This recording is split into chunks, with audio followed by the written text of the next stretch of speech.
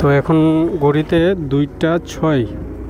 তো ফাইনালি আমরা কসবার যে রাস্তাটা ওইটাতে এন্টার করলাম। চলো তোমরা জায়গাটাও দেখবে, খুব অসাধারণ।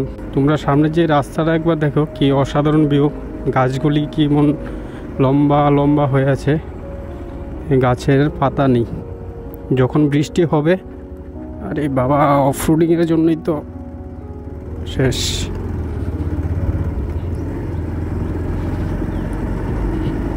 তোমরা রাস্তাটা দেখো একবার,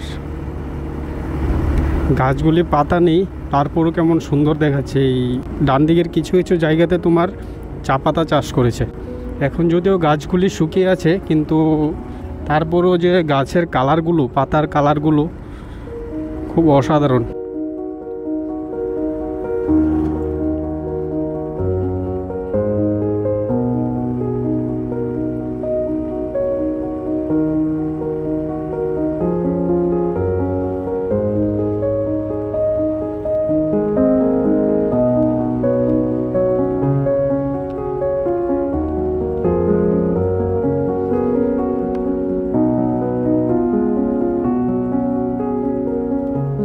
এই দেখো রাস্তাটা দেখো, আর তোমরা বাদিকে যে জমি, ওই জমিতে ধান লাগাবে।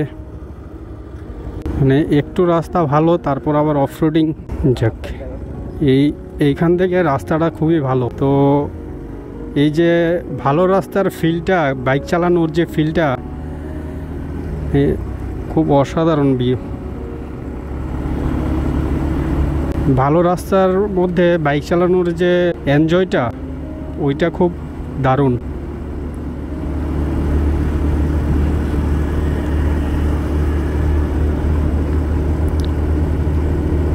তোমরা একবার রাস্তাটা দেখো,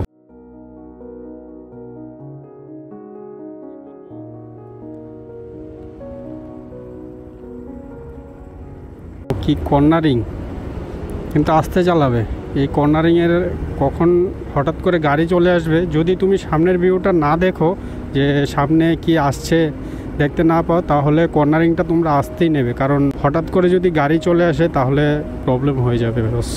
সামনে সকাল থেকে তো কিছু খাইনি, কসবা মন্দিরের সামনে গিয়ে কিছু একটা খেতে হবে, খিদেও পেয়েছে প্রচণ্ড। এটা হচ্ছে মধুপুর বাজার।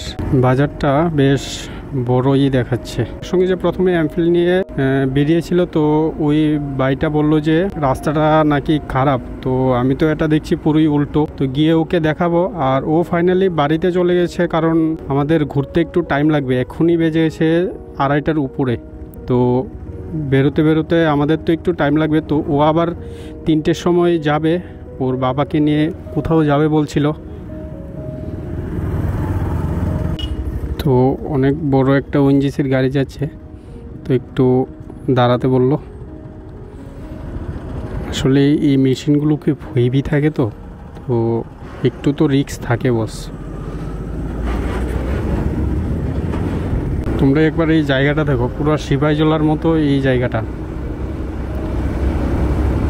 চারিদিকে জঙ্গল, আর আমরা মাঝখান দিয়ে যাচ্ছি। মানে পুরো আলাদাই ব্যাপারটা। আমি তো বাইকটা চালিয়ে খুব একটা আলাদাই ফিল করছি বস।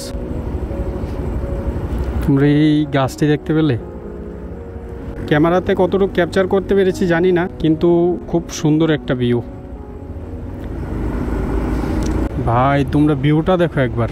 এই যে ভিউটা, বাইরের কোনো পাহাড়গুলিতে যেরকম মানে আঁকাবাঁকা পথ, ওইগুলি এখানে ফিল হচ্ছে আমার।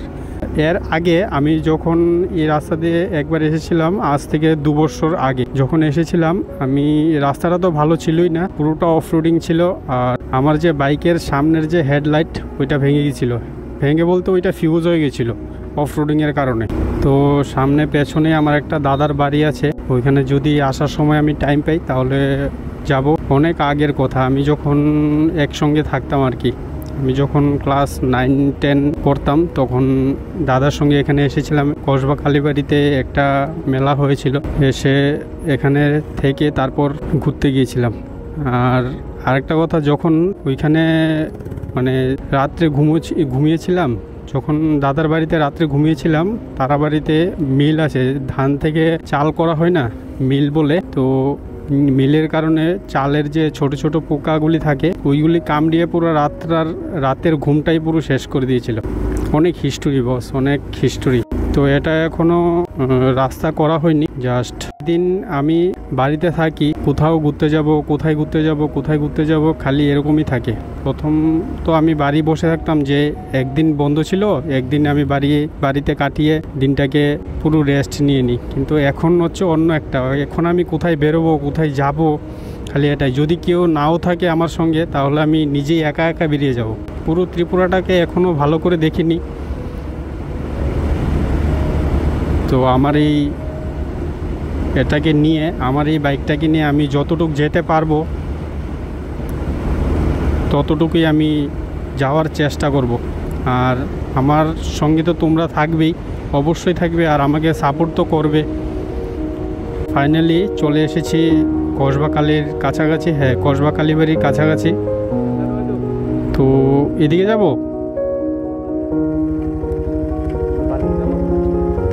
আচ্ছা, তো এদিকেও যাওয়া যায়, ওইদিকে হচ্ছে মেন যে ইয়েটা। তো আমরা এদিকে একদম মার মন্দিরের সামনেই দাঁড়াবো। এর আগে আমরা একবার এসেছিলাম, যেটা এখানে পিকনিক করতে এসেছিলাম, আমাদের অফিস স্টাফ এসেছিল, খুব ভালোই মজা হয়েছে। তো এখনও বোধহয় এখানে খুব সম্ভবত পিকনিক চলছে।